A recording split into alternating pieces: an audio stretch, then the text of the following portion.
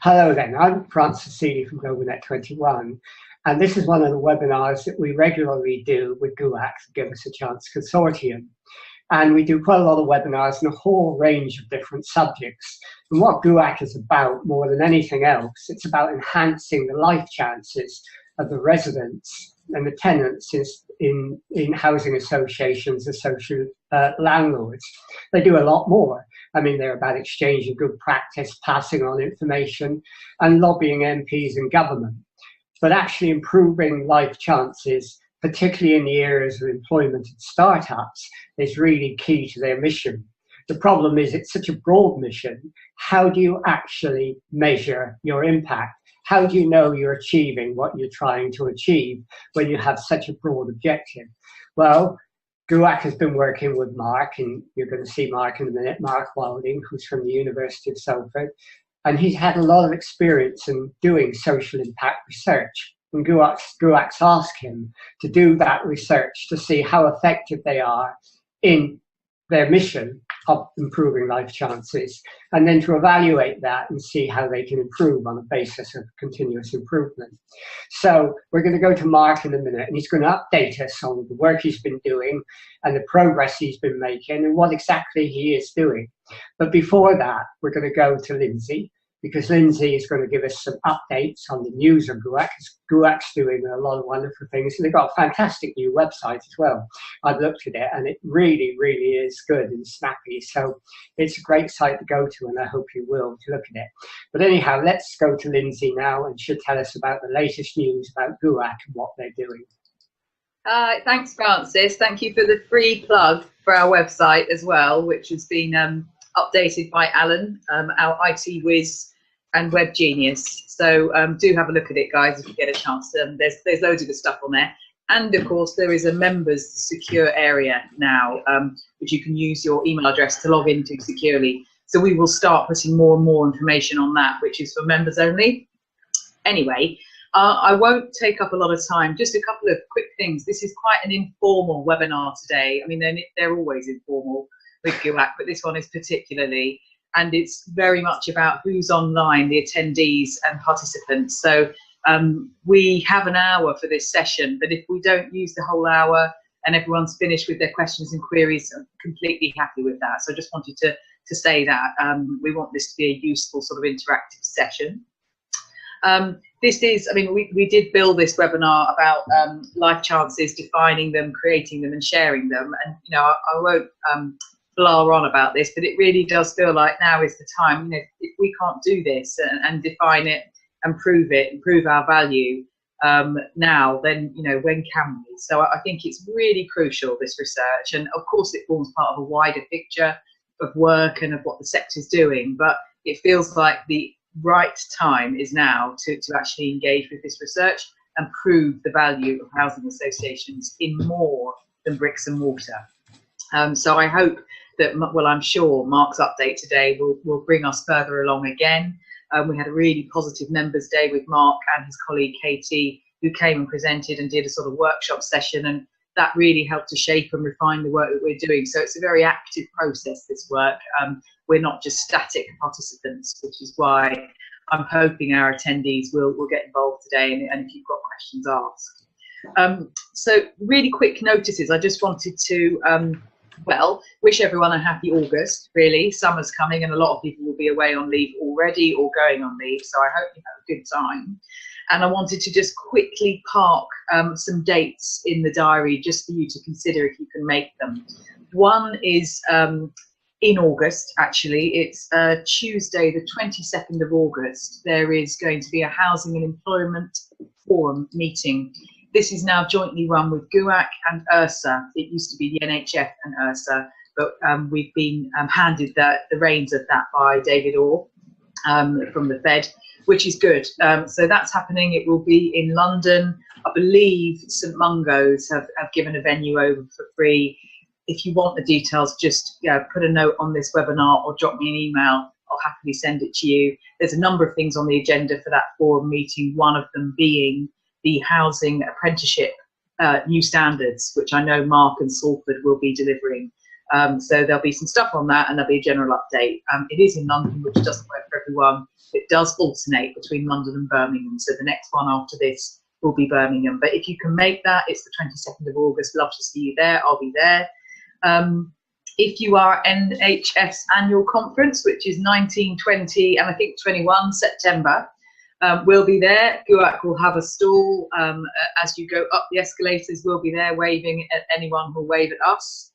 So come and see us if you're there, or if your directors or chairs or CEOs are going, remind them that they're a GUAC member and to just come and say hi.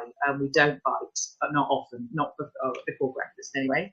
And the last date in September is joint conference that we're doing with URSA. This will be on the 28th of September.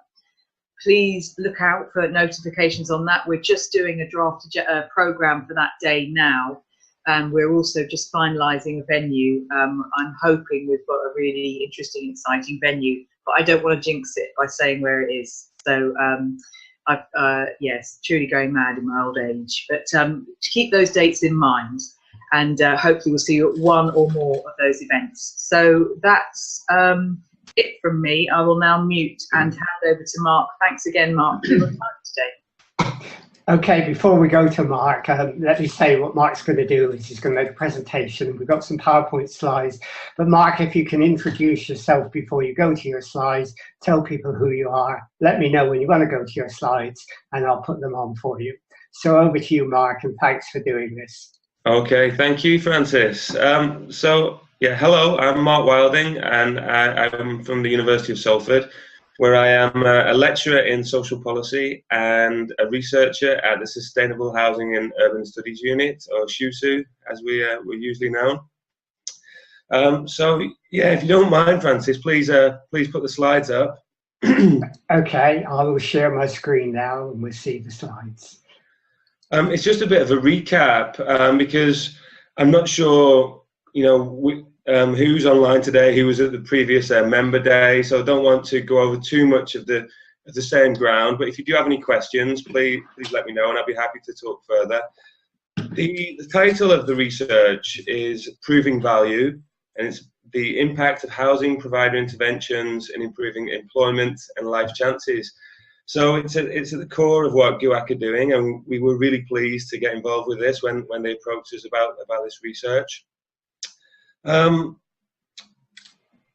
Yeah, so as I said, we learned quite a lot from the member day. The member day was really, really useful in terms of, you know, we had all our kind of preconceptions and we've been working on this, but in terms of getting to meet the members, it was enormously helpful, really, because we learned what we think will work about the research. We learned quite a lot more about what the organisations are doing and the real extent of activity there, which was really eye-opening. And we learned about the ways in which they think that it can be measured or best approached. So that was enormously helpful. So if you could go on to the second slide, please, Francis. So these are the main objectives of the research. So we want to review social housing provider activity on employment and life chance outcomes. Okay, so we want to see what's happening, what's effective, okay, what the impact of that is. But one of the difficulties in approaching that was that there's so many different approaches to measuring that value that are out there at the moment. Whether it's the hacked measures or new economy, in-house measures, other kind of treasury measures and so on. And so there's so many approaches, and there's some kind of I don't know, kind of incommensurability, or we can't really compare like with like. And so in order to do that, we feel that we need to review the impact measures that are currently being used. And so that's kind of a really key part of this.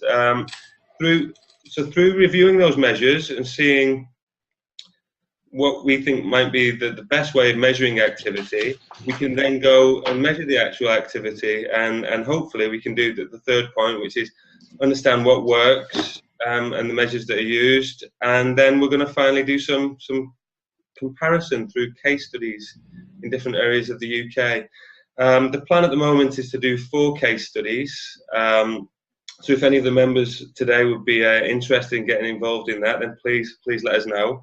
Hopefully we'll capture some of the variation in the type of activities that organisations are involved in, and we'll capture some of the geographic variation as well. Yeah, so if you could please move on to the third slide, Francis. So this gives you a bit of an overview of the methods. I suppose it looks like there's quite a lot to this, but we're taking our time with it really.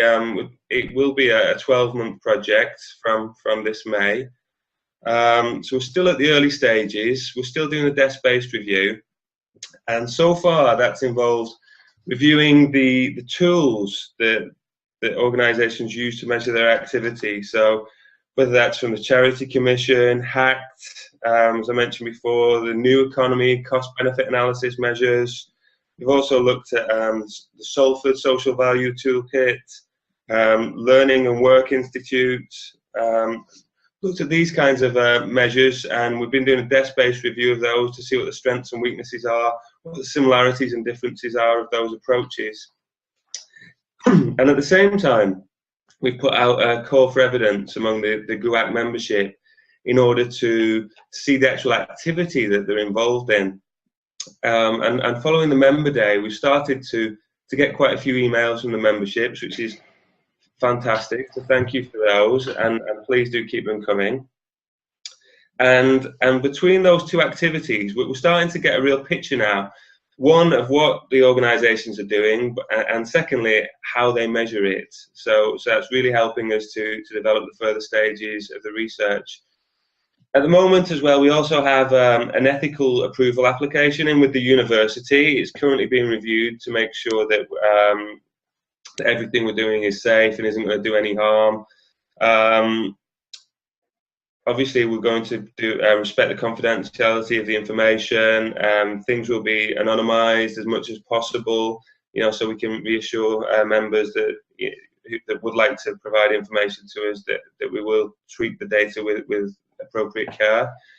And then the next stage is that hopefully in about a month's time or so, we'll hopefully be releasing the member survey.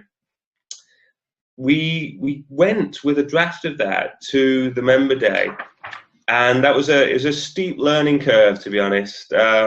We went with lots of closed questions. We were hoping to really narrow it down, make it really tight and focused. And what we found is there was just so much variety amongst the members that it doesn't really work. We can't really capture the variety of activities with those kind of closed questions. And so we're currently in the process of revising that at the moment. It will look very different though. It's going to be a lot more open questions, I think, to try and really get at the nature and type of activity that member organisations have been involved in. And then so hopefully we'll get responses from a wide range of members as possible. And once we've got those, we'll then select different types of interventions to look at that the organisations are involved in. And we'll apply a single set of measures to those in order to see, you know, if there are. I suppose it's about seeing the really good initiatives that are out there across the membership, across the UK, and comparing them in a similar way, so that we can really see the strengths of that activity. And then finally, of course, we'll do as much as we can to disseminate that information through these kinds of webinars, through, as I say, we're currently going through everything at the moment. If you've not got back to us, then do. There is still time, and we'd really appreciate your response. So what we're interested in really is examples of initiatives that you're involved in to improve the employment and life chance outcomes of residents, and details of measures, if you use them. I'm guessing that you probably do. And the measure that you currently use to measure employment support amongst housing associations. And we'd also like your perspectives on those, your views on the strengths and limitations of those measures to feed into our comparison of them. Okay, so I think that's everything for now from me. As I said, you know, if there are any questions, I'd be happy to take those. Okay, well, thanks very much, Mark. Lindsay has just talked about an advisory group. Maybe you might want to say about that, something about that first, Lindsay, and the steering group as well, which Mark adhered to in his speech. Oh, okay, yeah. So sorry, we're getting our naming terms wrong. It's the same thing. It's the same thing. So I think, anyway, yeah, we discussed right from the start when we first met with Mark and Katie up at Salford. Ian, our chair, and I met, talked over the remit of the research, and we thought it would be a useful mechanism to have an advisory group on the research. We got lucky that the timings meant that our member day in July chimed in very nicely with the beginning, really, of the project, and we could get perspectives from a good number of members there on the day about shaping research, just as Mark described, and that helps to keep us on track. But we only have 2 face-to-face member days a year, so we were aware that that wasn't going to be the only mechanism by which we stay in touch, and we didn't want it to just be myself and Ian either. We wanted broader member perspectives. So we have, choose your favourite word, a steering group or advisory group on this research, and we are looking for 2 things. First of all, just to reiterate, we're still looking for calls on the call for evidence. So any information you've got in any format, reports, impact tools and measures, case studies, Mark and Katie are still open to having those. I believe that's right, Mark. Is that? Yeah, okay. And we will put an item in the next newsletter, which goes out on Monday, just as a reminder. But we're still very much looking for those to keep the funnel of information quite wide at the moment. As Mark also mentioned, there will be a survey going out to members. It will just look different to the one that we drafted and that we discussed and unpicked a little bit at the member day. So that will happen over summer, and we'll nudge on that a few times. But here's a plea to please complete that. We know it's not easy to get survey responses back. And then there is the advisory group, and it has not met yet. But we will use web meetings like this to meet. So we don't anticipate much or any face-to-face interaction, not face-to-face, physical space. So people can be at home or at their desk and using Zoom, this technology, to meet. So far, as I've noted, I've got Jenny, thank you, from Futures, who's expressed an interest in being on that group, and also Leander, one of our newest members, Devon and Cornwall Homes, which is great. And we don't need a particular number of people, but it'd be nice to have a few expressing some interest, and people can come and go on the meetings. I suspect we will get together every 6 to 8 weeks, give or take. And I wanted to highlight one further date, which will also go in probably in the next newsletter, if not a communication to members only, which is the 13th of September. And we'll be having a proposed 1-hour web meeting. It will probably be recorded, but it will not be shared on the GUAC webinar library. It will be shared in the private members, GUAC members area. So for obvious reasons, really, it's a conversation rather, it's a meeting that we may want to share, but not broadcast to the public. So I anticipate we will record it, and then we'll take a view with everyone who's on that call at that meeting, whether we think it's appropriate to share at all, and B, therefore, on the GUAC members area website, that part of our website. So that's how I think we'll run those. We've got the 13th of September in. I've had a chat with Alan about some support on that meeting, and we will simply send a link, just like today, really, for anyone who's interested in joining that. Mark, I know, can make the date. I can make it. And it will be 11 till 12 is the time that we've scheduled in for that. It might be half an hour, it might be an hour, but we'll get information out about that. And we will set a basic agenda, but it's going to be very fluid, and it's going to be updates on how the research is going, what we're finding, what Mark and Katie are discovering, and us just looking at a bit of steer on that, a bit of further info, refining, just making sure that we as a sector and our members are influencing in an appropriate way the direction of that research. And I should also mention, and then I'll hopefully go over to you, Francis, for any comments or questions, but I should mention that we've got Joe from IPPR here, which is great. He's joined the webinar. We have agreed, the board have agreed to work with the IPPR on an influencing and engaging piece, really. So separate to this research, but linked to this research. So we are very likely to use all or part of the House of Commons reception at the end of November. More info will come on that soon. To focus a little bit on the work that we're doing, and also to drive further interest from politicians, from local stakeholders, from MPs to that event. So I think that at that point, the research work and the work we're about to commission with IPPR will come together, and then at other points they will be in different directions and they'll be doing different things. But it seems timely and a useful thing to do. So I just wanted to put all those things on the radar, really, and we will do a shout out to members on the research, asking for any further interest to join that advisory group. And it is pretty informal, but it's important that we have a few voices on there. So if you want to drop me a line, if you're interested, or if anyone's watching this in recorded format, just send me an email, and that will be good. And please look out for that date, 13th of September. Okay.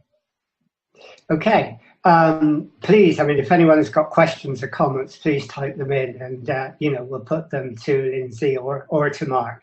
Can I start by asking you a couple of questions, Mark? I mean, when you're doing your social impact research, what is it exactly you're measuring? Are you measuring what members are doing, or are you measuring what the members' impact is on employment and life chances?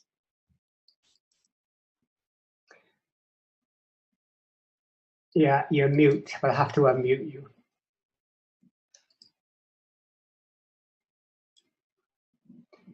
Hiya. Sorry.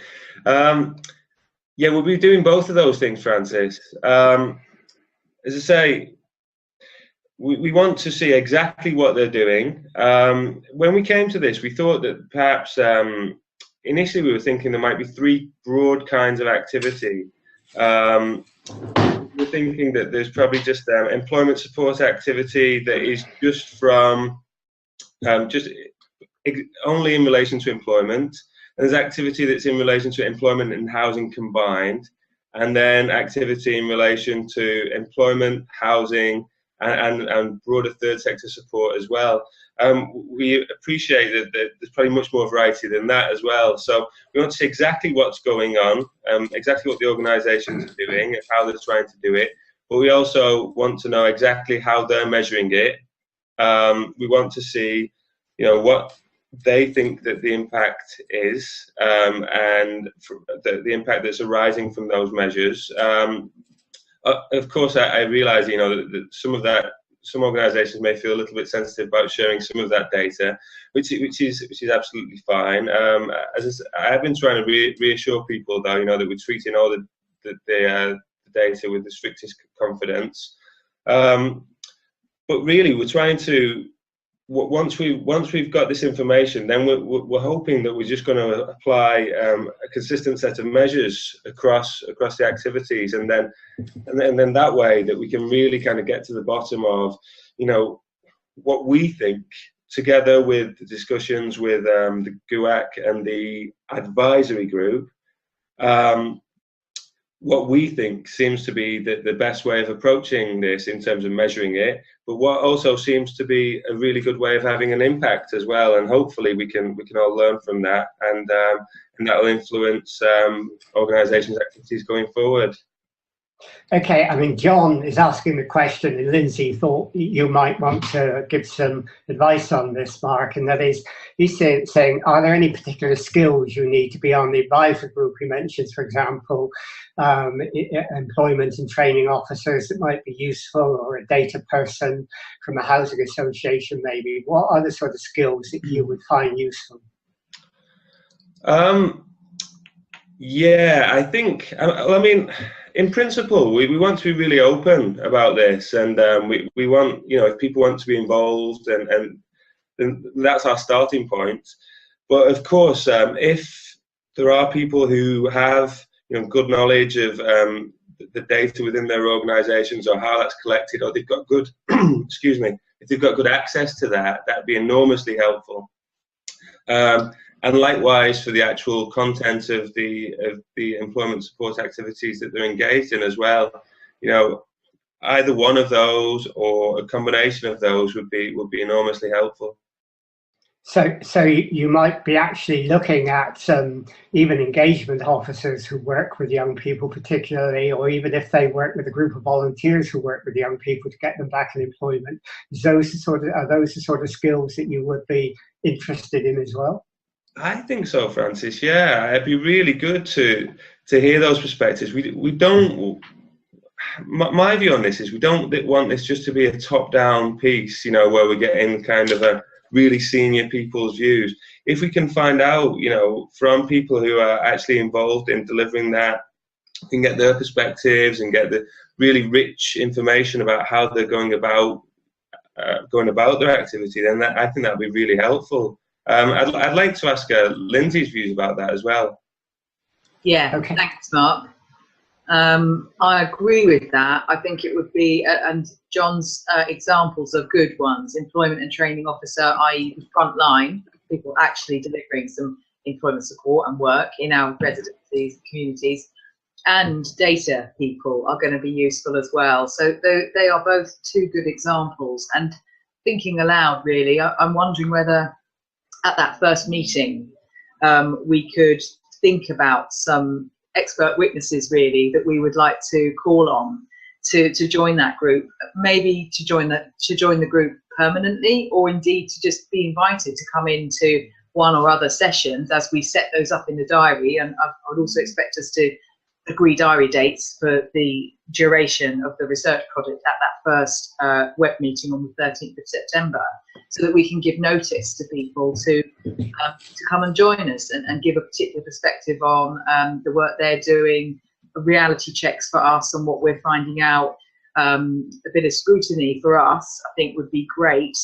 And I think data is actually a real issue. And I know that Ian's on leave today, but if he were here, he'd probably be chipping in at this point, because he's been working with Guinness quite a lot on interrogating the data that they have, and finding out what it can tell us, and what it can tell us about distance travelled and improvements or otherwise in communities. And he talked, I absolutely can't remember the name of it, but there's a particular tool that's used, I think it's a university-led tool by, it seems, most HAs. We can get the sort of details on that, but essentially we need to know how to mine that data and who's collecting what, and if there is consistency, or there is a majority of consistency, how we can access it and use it. Because we know that in terms of working with the DWP, data sharing is a little bit of a challenge. And it's very hard to get outcome data from the work they do. And indeed, prime contractors and subcontractors are still obliged not to share their performance data, for example. So it's all very sort of murky on that side. And if we can actually shine a light and use our own data, which obviously we control, or we can negotiate some access to within our sector, within our organisations, that would be brilliant.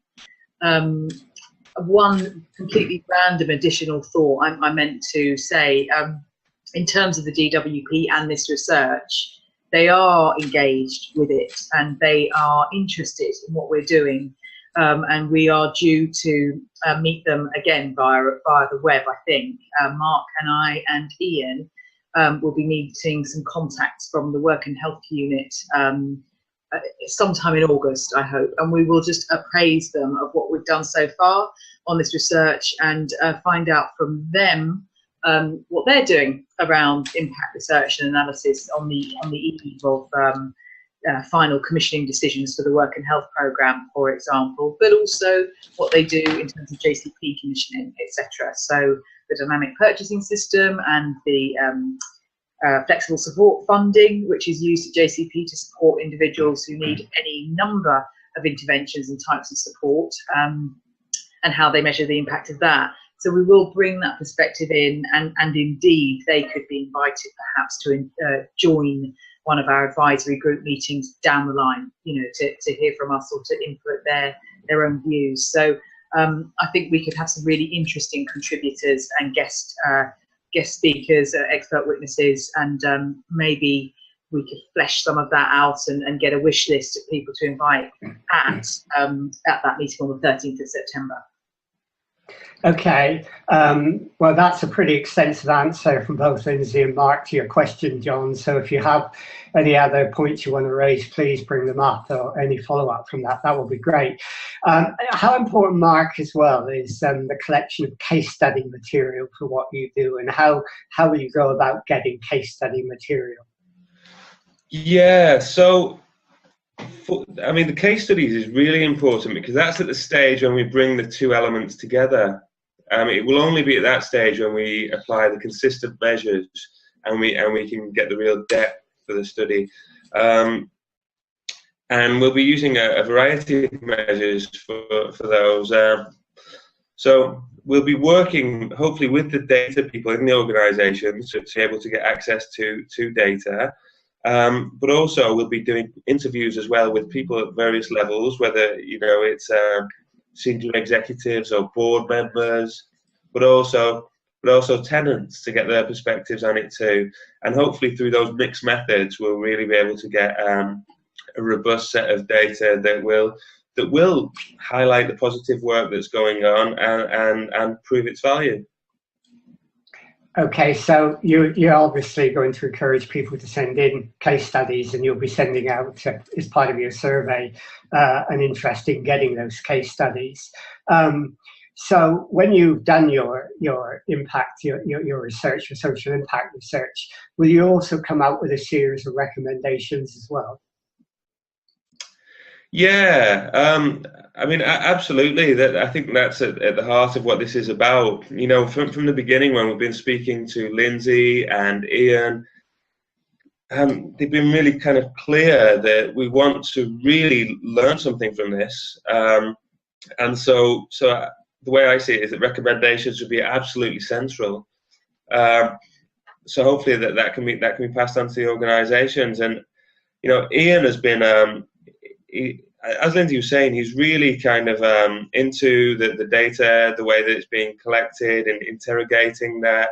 And so we're going to have that really kind of hard data side to it. But hopefully we'll be able to complement that and kind of triangulate that with some of the qualitative interview data that we're getting as well, to get some perspectives on that.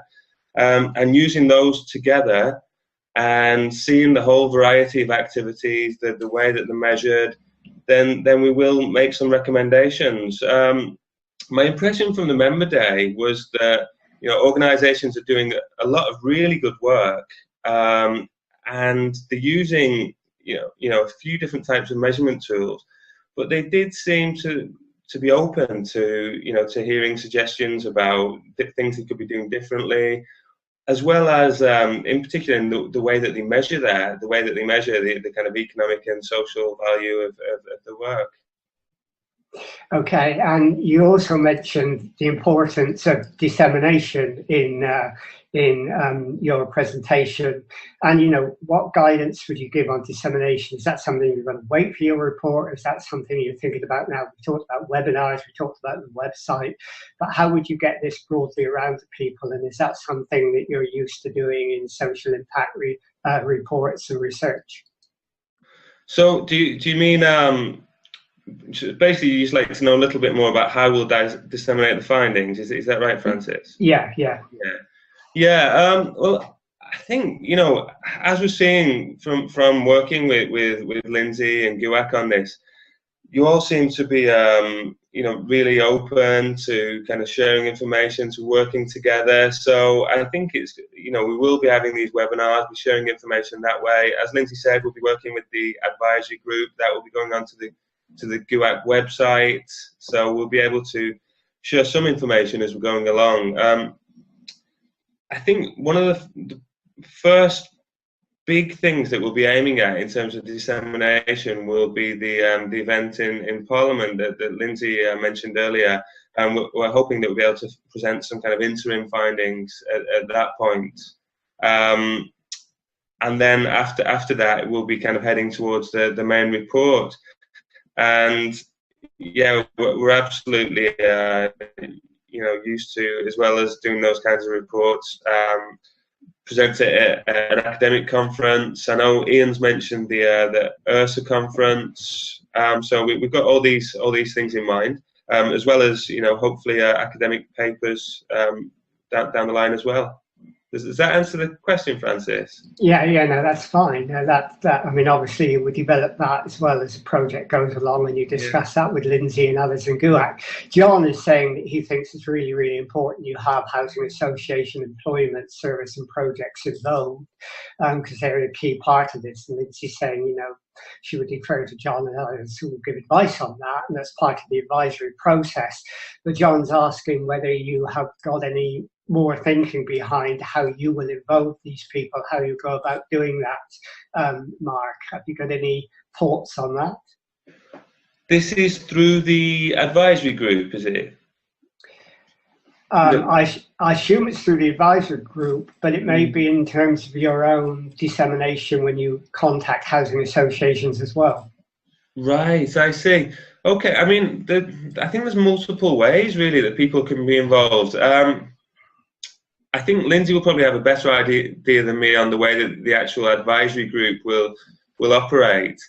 But in terms of that involvement, we want to learn from you. We want to learn from the members. You're the experts in this, so I think there'll be a really big scope for involvement in that way. It could be that you are involved in interviews. We might go through an interview with you if you're willing to share your views, and that would, if your organisation is selected for one of the case studies, or it could be that you recommend or signpost us on to people that you feel we should be doing interviews with, or you signpost us to people that it's a good practice, or people that we can get information from, and then yeah, hopefully we can work with you in terms of disseminating the information as well, and helping to pass that back to the organisations and to make use of it. I mean, do you want to come in on that, Lindsay, about frontline staff? Yeah, a bit, although I think we've got a bit to learn as well and get some advice on how best to engage end users, residents and tenants. Couple of quick thoughts. One is we've already shared with Mark and Katie, there is some, I'm sure there's lots of other projects going on, but there's one that we particularly know about going on in Gosport, which is right in the south of England near Portsmouth. And Hyde Housing, who are a GUAC member, are working with Guinness a little bit and a charity, Wheatsheaf Trust, on a particular research project, which the mechanism by which they are running the research is directly interviews and phone calls and surveys with residents and tenants. So it's direct engagement to talk about views, needs, distance travelled, etc. So that is ongoing. It's a small, discrete piece of work, just taking a few months, I think. And pieces of work like that are very helpful for us. And we seek that information to feed into Mark and Katie, because it gives new and very recent examples of proper engagement, professionally done, as it were. So, using research agencies, etc., to get views. Another potential useful source of data might be wider tenant surveys, which a number of housing associations conduct. And we've got a couple of contacts for organisations that actually run those views and surveys in very old-fashioned ways, actually, kind of send us your views in a magazine type thing. And that might be a useful source of information. And then for us, for the research project, I think there's two sides to this, that will probably more, but there's how we might get the voice of end users and tenants involved in the advisory group. So what is an appropriate way to bring them in, and for what and how? And I think we can do that. It just needs a bit of working out. But beyond the advisory group, there's, as Mark talked about, there's how we reach end users and have the voice of residents and tenants, proving the value of what we do.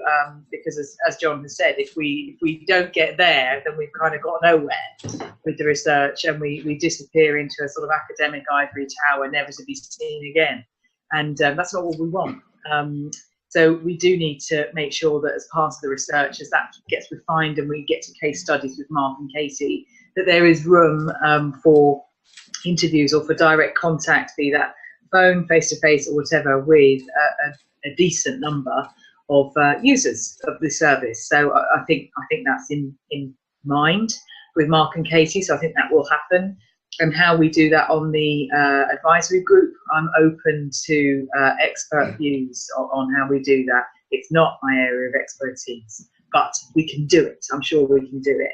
Can I just take a little privilege, seeing as I've got the mic, to ask a question from Mark? I was just wondering, Mark, beyond our own conferences, our URSA staff and NHF and all the rest of it, the multiple things that we can do in the housing and employment sectors, are there any particular panels or conferences or meetings in the world of academia that SHUSU, your unit, look to or would be interested in engaging with this research? Or is it sort of just general academic research is shared?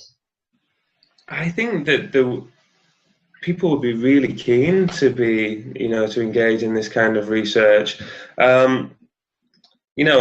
I think the issues that we're discussing, the really kind of important issues that go, obviously the key to the GUAC membership at the moment, but everybody's interested in these kinds of issues at the moment, and so I think that the interest and the potential audience is really wide. I don't see any reason why we can't present at things, like I don't know, the Social Policy Association annual conference. I think they'd be really interested to learn learn more about the kind of activity and this research.